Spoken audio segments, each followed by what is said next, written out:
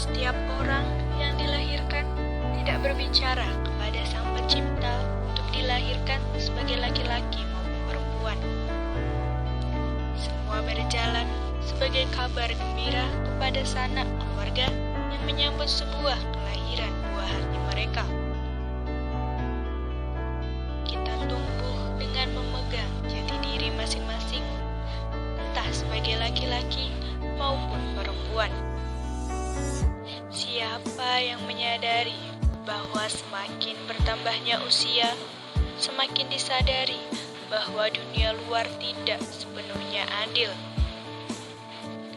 Dalam hal yang tidak pernah bisa dikendalikan siapapun, perjalanan hidup kita seolah tidak ada kata toleransi.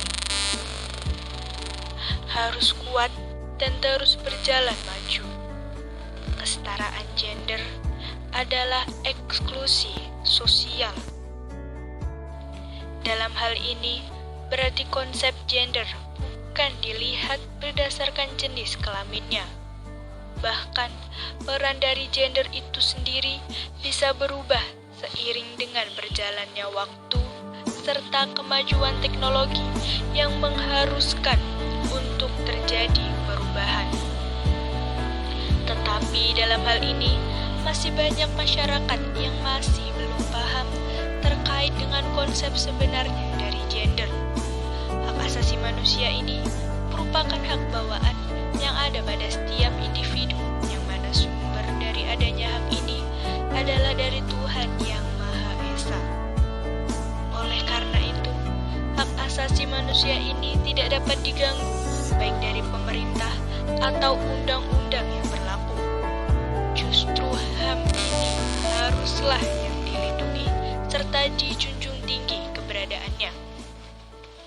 Menurutku sih kesetaraan gender itu tuh di mana laki-laki sama perempuan itu diperlakukan sama tanpa adanya perbedaan. Jadi misalnya kalau pandangan orang terhadap perempuan sama laki-laki itu tuh sama aja di berbagai tempat, berbagai situasi dan kondisi. Pernah sering. Seperti apa bentuknya? Contohnya tuh kan akhir-akhir ini saya ikut organisasi ya. Sebelum kamu masuk ke organisasi itu dibentuk suatu kelompok gitu. Nah, di dalam satu kelompok itu ada SPV atau koordinator. Nah, biasanya sebelum untuk melakukan ketua dari perwakilan kelompok itu. Nah, ketika saya ingin mengajukan diri menjadi ketua, tiba-tiba kakak tingkatnya bilang, kayak enaknya ketuanya laki-laki aja nggak sih? Menurutku iya sih, karena lingkungan itu salah satu pendorong terbesar kalau misalnya kita tuh mau melakukan sesuatu gitu. Karena kalau misalnya nih si pelaku, anggaplah si A gitu misalnya, dia itu mendiskriminasi si B ini. Nah, itu tuh pasti dia nggak mungkin melakukan itu tanpa alasan dong. Kalau perlindungan ya kita, karena itu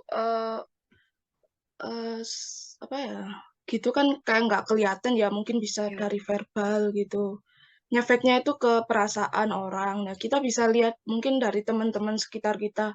Kalau misalnya teman-teman kita tiba-tiba merasa kayak inferior atau merasa insecure karena kata orang karena yang membawa-bawa gender dia itu ya, kita bisa kasih support aja.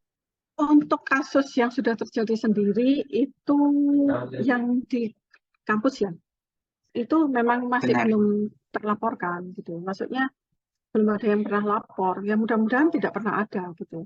Tetapi yang masuk ke kita itu pas that already happen in the past. Diskriminasi gender merupakan bentuk nyata ketidakadilan yang melanggar prinsip-prinsip toleransi dan hak asasi manusia.